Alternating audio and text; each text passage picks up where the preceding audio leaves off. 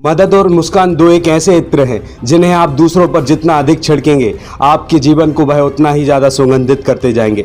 नमस्कार, मैं हूं आपके साथ में भूपेंद्र सिंह और आप रिपब्लिक सागर मीडिया का आज एक खास कार्यक्रम देख रहे हैं। जैसा कि आप देख रहे हैं कि अभी हमारे साथ में हैं खुरई के सीनियर डिविजनल मजिस्ट्रेट SDM माननीय श्री मनोज कुमार चौरसिया जी। सर, बहुत बहुत स्वागत है आपका हमारे इस चैनल में। थैंक यू सर, जिस तरीके से हम आपसे एक टॉपिक पर बात करने के लिए आए हैं, जैसा कि आपको जानकारी है कि 25 और 26 तारीख को यहाँ पर महा वैक्सीनेशन अभियान रखा गया था। ग्रामीण और शहरी क्षेत्रों के लोगों ने ज़्यादा से ज़्यादा वैक्सीनेशन में भाग लिया और टीकाकरण कराया।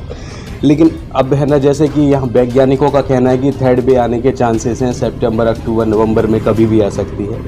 और मध्य प्रदेश शासन ने 6वीं से लेकर 12वीं तक के स्कूलों के खोलने की योजना भी बनाई है कि 1 सितंबर से स्कूल ओपन होंगे। लेकिन अब देखा जा रहा है कि प्रिकॉशंस को लेके, प्रोटेक्शंस को लेके लोगों में अवेयरनेस की कमी आ रही है। लोग ना मास्क का यूज़ कर रहे हैं। ट्रांसपोर्टेशन में देखते हैं तो वहाँ पर कैपेसिटी से ज़्यादा नागरिक आ रहे हैं। तो ऐसी सिचुएशन में अब प्रशासन किस प्रकार से स्ट्रिक्ट होगी सर? अब प्रशासन पहले भी स्ट्रिक्ट था, आज भी है और आगे भी रहेगा। अप्रैल मई में जिस प्रकार की खतरनाक स्थिति बनी थी, ये तय है कि ऐसी स्थिति अब नहीं बनने दी जाएगी। और प्रशासनिक ताकत, जहाँ तक प्रोटेक्शन का सवाल है, हम लोगों ने वैक्सीनेशन तो बड़े युद्ध स्तर से करा ही रहे हैं।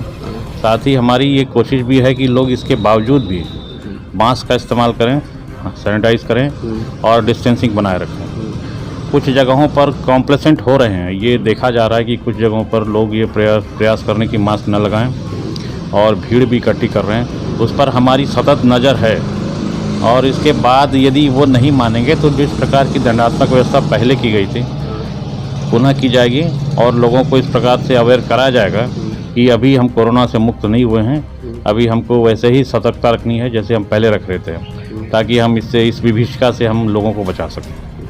सर, एक है ना, जैसे कि है ना, यहाँ पर जितनी भी गवर्नमेंट की सरकार की योजनाएं निकलती हैं वो आपके ही द्वारा एग्जीक्यूट होती हैं, आपके ही अंडर से। जैसे कि प्रधानमंत्री आवास योजना निकली, कल 6 करोड़ के करीबन का डिसबर्समेंट भी हुआ है।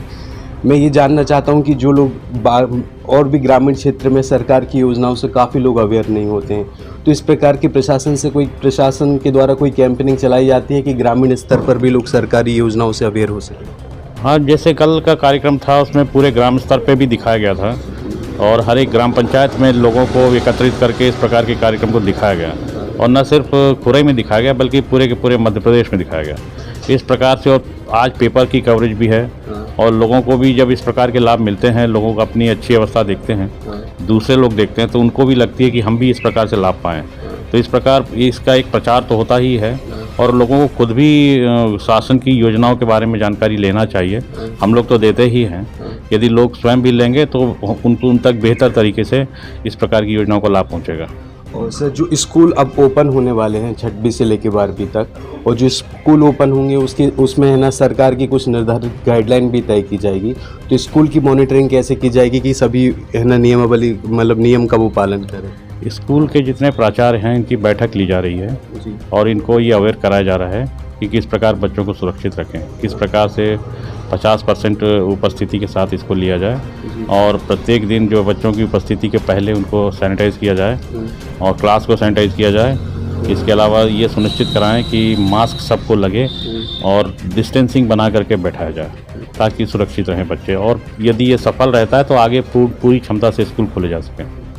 और सर, मैं ये और पूछना चाहता हूँ, जो मैंने अभी बात की थी सर, ट्रांसपोर्टेशन में जो है ना पैसेंजर बसेस हैं, कैपेसिटी से ज़्यादा लोग रख रहे हैं और ना ही मास्क का यूज़ कर रहे हैं ना कुछ, तो अब ऐसे बस संचालकों से कोई मीटिंग करेंगे, बात बैठाएंगे कि अब वो पूरी अवेयरनेस के साथ में बस का संचालन? ये एक अहम मुद्दा है। इसमें निश्चित रूप से बस अभी कतिपय बस मालिकों द्वारा देखा जा रहा है कि कैपेसिटी जितनी होनी चाहिए उतनी पूरी तरीके से बैठा रहे, जिससे सोशल डिस्टेंसिंग नहीं हो रही है और लोग भी उसमें मास्क लगाने में उस तरह से अवेयर नहीं है जैसा होना चाहिए। उसमें इनकी बैठक बुला करके इनको अवेयर कराया जाएगा। ये एक विचारणीय मुद्दा जरूर है।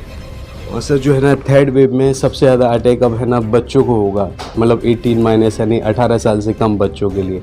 तो ऐसे में आप पेरेंट्स को क्या सजेशन देना चाहते हैं, गाइडलाइन देना चाहते हैं ताकि वो अपने बच्चे को ज़्यादा से ज़्यादा अवेयर कर सकें? बच्चों के लिए वैक्सीनेशन की तैयारी, जहाँ तक अभी मीडिया में और दूसरे जगह से पता चल रही है, उनके वैक्सीनेशन की तैयारी हो रही है वैक्सीनेट होंगे और इसके बाद जो गाइडलाइन का पालन बड़ों के द्वारा किया जाता है बच्चों के द्वारा भी किया जाएगा।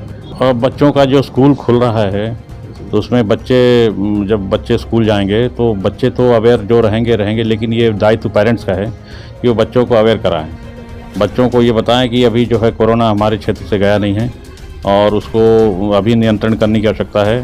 तो जिस प्रकार हम रोज़मर्रा में कपड़े चेंज करते हैं उसी प्रकार मास्क भी रोज़ लगाएं और मास्क भी रोज़ उस प्रकार बदलें। उपयोग किए हुए मास्क को, यदि कॉटन के मास्क हैं तो उपयोग किए मास्क को वो डस्टबिन में डालें और नए मास्क का उपयोग करें और ताकि जो है उससे बचाव हो सके लोगों को, बच्चों का। सर आखिरी सवाल कि आप इस चैनल के माध्यम से खुरई की जनता को क्या संदेश देना चाहेंगे? अभी तो हमारा जो सबसे पहला मुद्दा है वो यही है कि कोरोना से बचाव हो। तो जिस प्रकार से अब तक उन्होंने अवेयरनेस दिखाई है, मैं उम्मीद करता हूं कि बड़े बूढ़े, बच्चे, महिलाएं, बुजुर्ग, बीमार जो भी हैं सब इसका पालन करें और अपने और दूसरों के जीवन की पहले सुरक्षा करें। बाकी उसके बाद जो है हमारा प्रयास ये रहेगा कि शासकीय योजनाओं का लाभ सब तक पहुँचे, इसके लिए हम पूरी तरह से प्रयासरत हैं। सर कल कृष्ण जन्माष्टमी है तो कृष्ण जन्माष्टमी के जन्म दिवस पर जगह जगह कैंपेनिंग होगी, उस पर कुछ व्यवस्थाएं बनाई गई हैं सर? उस पर भी हम व्यवस्था बना रहे हैं ताकि जहाँ जहाँ पर भी सार्वजनिक रूप से छोटे छोटे कार्यक्रम होंगे, छोटे कार्यक्रम जहाँ पे भीड़ इकट्ठी करने की तो वैसे भी अभी कोई गुंजाइश नहीं है, छोटे छोटे जहाँ पर कुछ लोग होंगे, कुछ 5, 10, 20 की स्थिति में, तो उनके माध्यम से हम पूरी कोशिश करेंगे कि हम लोगों को जागरूक करें और ये एक अच्छा प्लेटफॉर्म होगा जहां से हम लोगों को जागरूक कर सकेंगे।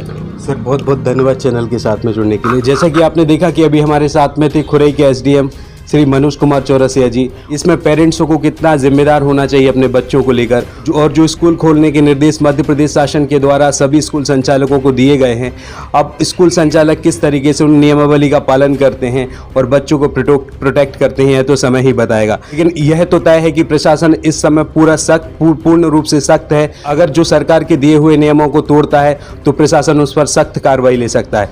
इसी के साथ मैं भूपेंद्र सिंह ठाकुर, रिपब्लिक सागर मीडिया की ओर से आप सभी से विदा लेता हूं। जय हिंद, जय भारत।